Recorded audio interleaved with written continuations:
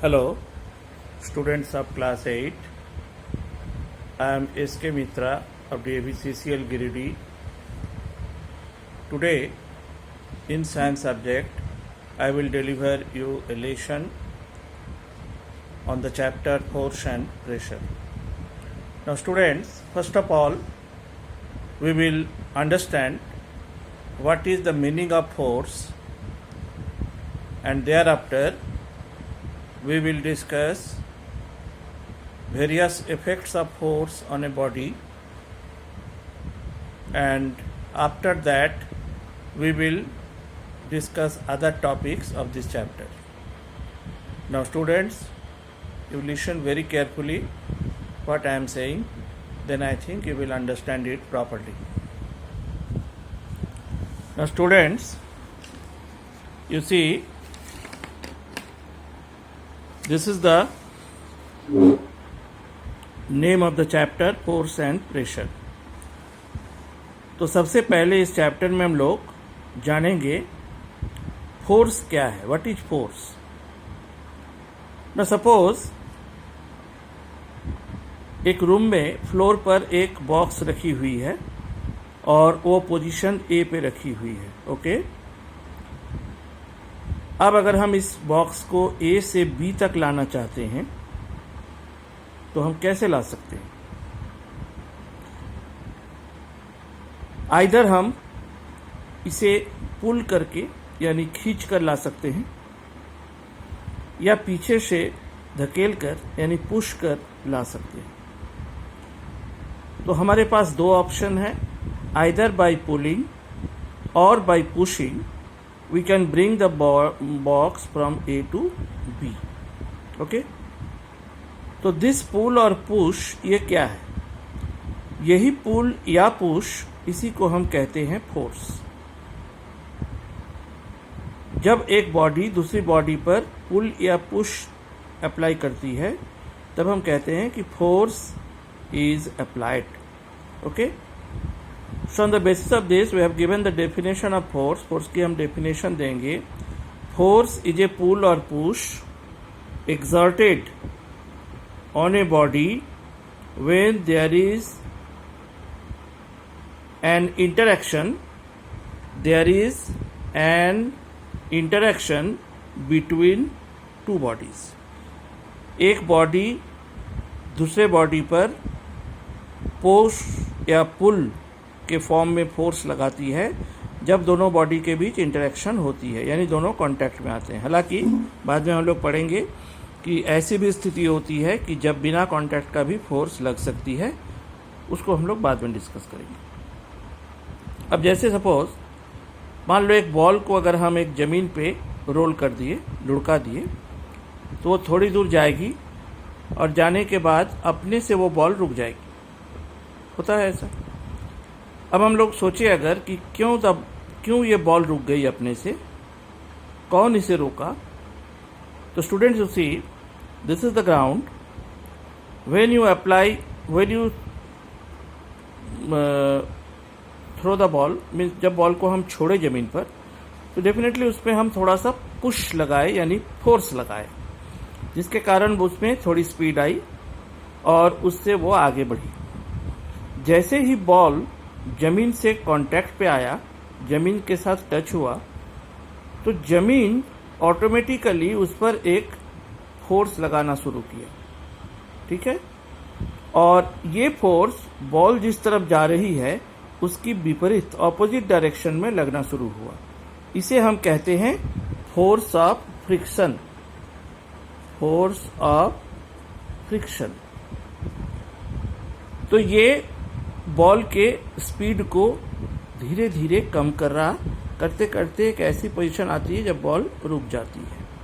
क्योंकि हम एक बार फोर्स लगाए, उसके बाद हम ये फोर्स और हम नहीं लगाए, लेकिन ये फोर्स कॉन्स्टेंटली लगता रहा, तो जिसके कारण ये ऑपोजिट डायरेक्शन में है, तो फाइनली वो बॉल को रोक दे रहा है. तो ये बॉल और ग्राउंड के बीच जो इंटरेक्शन हुई उसके कारण ये फोर्स लग रही है. तो अब हम फोर्स समझ गए हैं.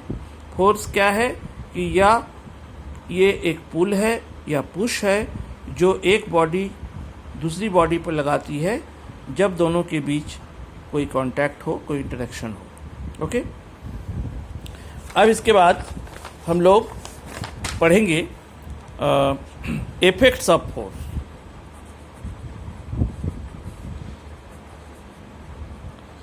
इफेक्ट्स मतलब जब हम फोर्स लगाते हैं किसी बॉडी पर तो उस पर क्या क्या चेंजेस हमें दिखने को मिलता है, what changes we can observe. इसमें पहला इफेक्ट है चेंज इन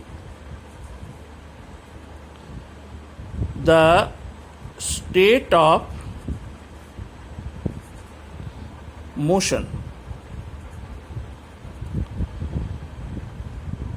जैसे हम यहाँ पर बताए थे कि एक बॉक्स रखी हुई है, जैसे ही इस पर हम फोर्स लगाए आइदर पुश या पुल, तो क्या हो गया, बॉक्स ए से हटकर बी में आ गई। तो ये क्या हो गया कि इसकी पोजीशन चेंज हो गई और मोशन भी इसकी पहले रेस्ट पे था, अब ये मोशन पे आ गया। ठीक है, तो चेंज इन, तो देखो तुम्हारी बुक में दिया है यहाँ, a change in either speed okay of an object और इट्स डायरेक्शन ऑफ मोशन और both is described as a change in its state of motion. State of motion में चेंज कब बोलेंगे हम, जब या तो बॉडी की स्पीड चेंज हो या बॉडी की डायरेक्शन भी चेंज हो। ठीक है, जैसे यहाँ पर एक एग्जांपल दी गई है कि इस टेबल पे एक बॉल रखी है, बॉल को हम इधर से हाथ से पुश किए तो बॉल में क्या बढ़ा, बॉल की स्पीड बढ़ गई, बॉल इधर से इधर मूव करने लगी। अब दूसरी में क्या दिखाया हम कि बॉल को हम इधर से भी पुश किए, इधर से पुश करने से क्या हुआ कि बॉल फिर अपनी डायरेक्शन को चेंज कर दी, इधर आ गई। ठीक है, तो ये फोर्स से क्या हुआ था, बॉल में स्पीड आया था, इस फोर्स से इसकी डायरेक्शन चेंज हो गई। अगर हम इसको और जोर से इधर से पुश लगाते हैं तो बॉल की गति और बढ़ जाएगी, स्पीड बढ़ जाएगी, यानी स्पीड भी चेंज हो सकती है फोर्स से, साथ ही साथ डायरेक्शन भी चेंज हो सकती है। तो इस चेंज को हम कहते हैं change in the state of motion. Understand?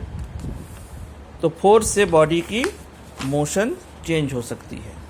फिर सपोज हम एक क्रिकेटर, एक बॉल बैट्समैन एक बॉल को हिट किया, बॉल एक सर्टेन स्पीड से गया। ठीक है, अब या मान लो एक बॉलर बॉल को थ्रो किया तो एक सर्टेन स्पीड में वो थ्रो किया, अब बैट्समैन उसको इस तरफ हिट कर दिया। तो हिट करते समय वो काफ़ी फोर्स लगाया, फोर्स के साथ बॉल को हिट किया, तो इससे क्या हुआ कि बॉल की स्पीड भी चेंज हो गई, स्पीड बढ़ गई और डायरेक्शन भी चेंज हो गई। ठीक है, तो what the batsman has applied by the bat, batsman bat के द्वारा क्या लगाया था, फोर्स लगाया था। तो फोर्स से बॉडी की स्पीड भी चेंज हो गई और डायरेक्शन भी चेंज हो गई। तो इस तरह के चेंज को कहेंगे change in the state of motion. Second is, अच्छा अब अगर चेंज ऑफ मोशन किस तरह से हो सकता है, जैसे देखो तुम्हारी बुक में दी गई है कुछ conditions. we now realize that if applied force act on a body in the direction of motion, the speed of the body will increase. जैसे एक बॉल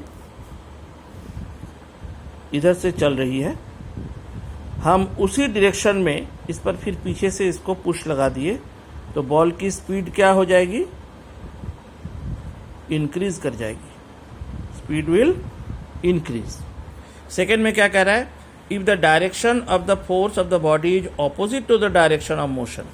अब अगर बॉल इधर से चल रही है, हम इस तरफ से बॉल पे फोर्स लगा दिए तो क्या हो जाएगी, बॉल की स्पीड बॉल की डिक्रीज कर जाएगी, स्पीड डिक्रीजेस।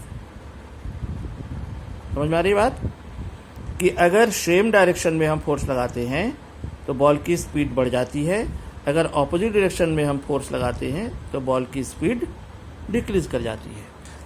तीसरा क्या कह रहा है, if the force acts an angle to the direction of the motion it can change the speed as well as direction of motion. अभी जो हम ये बैट्समैन वाली बात बताए कि बॉल इधर से जा रही थी, अब बैट्समैन इसको इस तरफ पुश किया तो एक एंगल बना दोनों के बीच।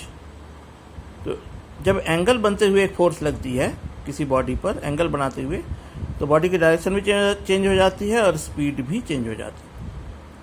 ओके, तो these are the various kinds of change in the state of motion.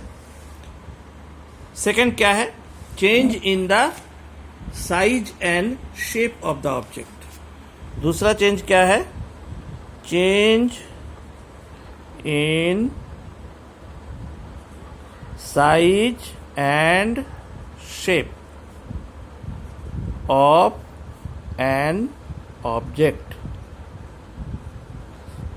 जैसे एक स्प्रिंग है, अगर हम इसको दोनों तरफ से खींच दें तो इसकी शेप कैसी हो जाएगी, इस तरह की हो जाएगी, लेंथ बढ़ गई, यानी चेंज इन शेप, शेप इसकी चेंज हो गई। सिमिलरली स्प्रिंग को अगर हम दोनों तरफ से दबा दें तो ये दबकर कैसी हो जाएगी, एकदम कॉम्पैक्ट हो जाएगी। तो this is also another change in shape, ये भी शेप चेंज हो गई। ठीक है, फिर अगर हम एक रबर बैंड लेते हैं, रबर बैंड को अगर हम खींचते हैं तो उसकी लेंथ बढ़ती है, that is change in shape. तो खींच रहे हैं मतलब उस पर हम फोर्स लगा रहे हैं, तो फोर्स लगाने से बॉडी की शेप चेंज हो सकती है। ये जरूरी नहीं है कि चेंज होगा ही, नहीं भी हो सकती है। जैसे अगर हम एक पत्थर को कितनों भी दबाएं तो उसकी शेप चेंज नहीं होती है, लेकिन अगर एक गूंथे हुए आटे को हम हाथ से दबाएं तो उसकी शेप चेंज हो जाएगी। तो फोर्स से बॉडी की शेप चेंज हो सकती है। This is called the second effect of force. Okay, अब हम लोग पढ़ेंगे factors affecting with magnitude of force needed. हम अगर फोर्स लगा रहे हैं किसी बॉडी पर तो फोर्स की मैग्नीट्यूड यानी वैल्यू कितनी लगेगी वो किस बात पर, किस फैक्टर पर डिपेंड करेगी। जैसे अगर हम एक बॉल, फुटबॉल को किक करते हैं तो अगर हम एक जेंटली एक फोर्स से किक करते हैं तो बॉल थोड़ी दूर जाती है, but if we kick harder, अगर हम ज़्यादा जोर से किक करते हैं तो ball will moves much longer distance, उसकी स्पीड भी बढ़ जाती है और ज़्यादा दूर तक जाती है। तो फोर्स की मैग्नीट्यूड सेकंड बार में ज़्यादा है, इसलिए उसकी इफेक्ट बॉल पे ज़्यादा होती है। तो फोर्स की जो मैग्नीट्यूड होती है वो डिपेंड करती है कि कितनी फोर्स लगाई गई है, प्लस जिस बॉडी पे लगाई गई है उस बॉडी की मास भी एक फैक्टर है। सपोज एक जगह पे, एक रोड पे एक कार खड़ी है और एक ट्रक खड़ी है, ट्रक में माल लोड की हुई है, लोडेड ट्रक है। तो एवरीबॉडी विल से कि अगर हम उस पे दोनों में फोर्स लगाएं तो the truck will need greater force to move than the car. Car को मूव करने के लिए इतनी फोर्स चाहिए, ट्रक को मूव करने के लिए उससे कई गुना ज़्यादा फोर्स चाहिए। तो because here the magnitude of force is required more because the truck has more mass. Truck की वजन ज़्यादा है इसलिए उसको मूव करने के लिए ज़्यादा फोर्स चाहिए।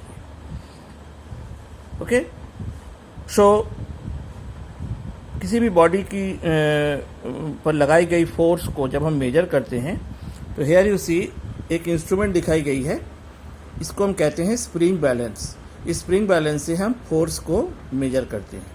इसमें स्केल बनी हुई है, you can see the scale, ठीक है, ग्राम में स्केल बनी हुई है और इस स्केल से हम बॉडी पर लगाए गए फोर्स को मेजर कर सकते हैं।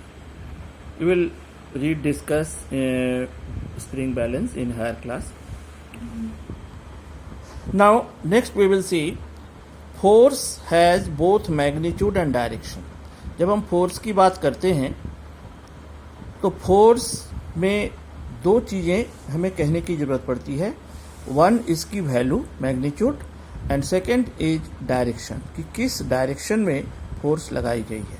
जब तक हम फोर्स की डायरेक्शन मेंशन नहीं करते हैं तो इस फोर्स की मीनिंग कंप्लीट नहीं होती.